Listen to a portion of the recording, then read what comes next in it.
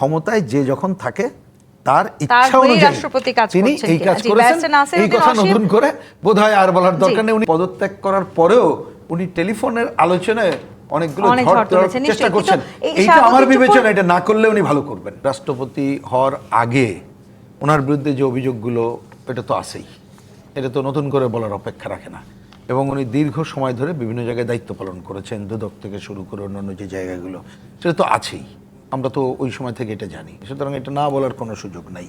দ্বিতীয়ত পয়েন্ট, তা সেইগুলো তো বলেছেন এবং উনিও বললেন যে এটা আইন বলতে পারবে তখন কোন ছিল। দ্বিতীয় পয়েন্ট হচ্ছে যখন ওনাকে নিয়োগ দেওয়া হলো, পয়েন্ট হচ্ছে নিয়োগ দেওয়ার পরে বাস্তবে ওই প্রধানমন্ত্রীর পরামর্শ ছাড়া অন্য কিছু করার সুযোগ আমরা দেখি এটা ছিল না। বরঞ্চ উনি আরও বেশ কিছু আগেও নানাভাবে বলার চেষ্টা করেছেন ওই সরকার থাকা অবস্থায় কোনো কোনো কোশ্চেনে তাদের সাথে দ্বিমত ছিল। কারণ উনি যখন একটু নগদ নিয়ে এলো হার না মানা হার অফার। সর্বনিম্ন 10,000 টাকা রেমিটেন্স নগদে পাঠালে থাকছে স্বর্ণের হার জেতার সুযোগ। এটা শোনা আমরা জানি না, উনি হয়তো কোনোদিন বই লিখলে বা আরও হলো বিস্তারিত আসবে যে হয়তো কোনো কোনো কিছু দেখার পরে কিছুটা ফেরত পাঠিয়েছেন, তাতে অসন্তুষ্টিরও ব্যাপার ছিল, কিন্তু এর বেশি ওনার করা ছিল না। এটা হচ্ছে দ্বিতীয় পয়েন্ট। সেই জায়গায়ও যদি কিছু থাকে সেটা তো দায় মুক্তির কথা আমার সংবিধানেই আছে, আমি রাষ্ট্রপতির জায়গাটা যদি যখন ছিল। থার্ড পয়েন্ট হচ্ছে এইটা আমরা মানি না মানি, এটাই তো বাস্তবতা যে 5ই আগস্টের পরে যখন আর অন্য ধরনের সরকার আর গঠিত হলো না, আমরা সংবিধানের মধ্য থেকেই এই পথটা খোঁজার ব্যবস্থা করা হলো। তারপরে তো ঠিকই যে এই ধারাবাহিকতা রক্ষার জন্যে যেটুকু করার করছেন, এ কথা তো অস্বীকারের কোনো সুযোগ নেই। না না, আমি আসছি দায় মুক্তিটা ডিফারেন্ট। দায় মুক্তিটা হচ্ছে, আমাকে যদি বলেন একটু, আমি ক্ষেত্রে একটু ছোট ব্যাখ্যা দিই। দায় মুক্তি যদি বুঝে থাকি এই সময়কারে তার অন্যান্য কর্মকাণ্ডের বিষয় তো সাংবিধানিক বিষয়, ক্লিয়ার। কিন্তু ধরেন যদি আমি কতকগুলো কোশ্চেন, এটা এখন আসছে এবং ভবিষ্যতে আসবে, যদি বলেন সেটা কি, ওই যে বললাম ধরো উনি 5ই আগস্টের পরে প্রথমত যখন সরকার ছিল না তখন সেনাপ্রধান উনি এবং অন্যান্য রাজনৈতিক দল, আমরা ওর মধ্যে আবার ছিলাম না, মানে আমাদের ডাকেই নেই, এইটা হচ্ছে বাস্তবতা।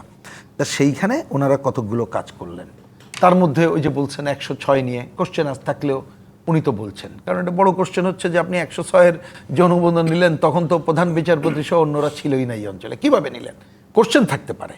তারপরে যে পদত্যাগপত্র নাই, কিন্তু আমার বিবেচনা, আমি বলছি ওইটার থেকে বড় ব্যাপার হচ্ছে একটা যে সিচুয়েশনটা আরও অ্যানার্কির দিকে যেতে পারতো, সেইখানে একটা সাংবিধানিক ধারাবাহিকতা রক্ষার কাজ করেছেন। কিন্তু খেয়াল করবেন, করেছেন বলছি, সেইটাও করেছেন তৎকালীন প্রধান যারা ছিল বা পরবর্তী ইউনূস সাহেব যা বলেছেন সে অনুযায়ী করেছেন।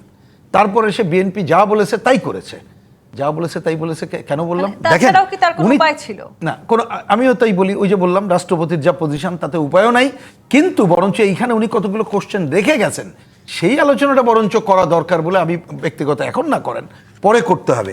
দেখেন এইখানে যে উনি অনেকগুলো অধ্যাদেশে স্বাক্ষর করেছেন, সবগুলো কি বৈধতা ছিল? বিশেষ করে গণভোট যেভাবে করলো, আমরা কিন্তু ওই সময় বলেছি, আমরা যতটুকু বুঝি বলেছি যে এর কোনো আইনগত ভিত্তি নাই, এবং আমরা অনৈতিকতা অন্য জিনিস, যার আইনগত ভিত্তি নাই। এবং যে সেই অধ্যাদেশ, উনি তো বিচারপতিও ছিলেন, রাষ্ট্রপতির বিচারক ছিলেন, জাজ ছিলেন, তাহলে সেই জায়গাগুলোতে তো ওনার এটা না বোঝার কারণ নাই। তাহলে এই যে কাজগুলো করেছে, তার মানে ক্ষমতায় যে যখন থাকে তার ইচ্ছা অনুযায়ী তিনি এই কাজ করেছেন।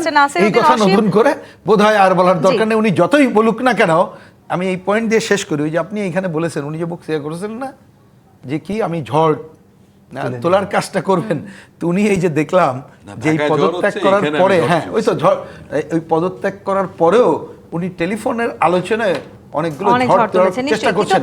এইটা আমার বিবেচনা, এটা না করলে উনি ভালো করবেন।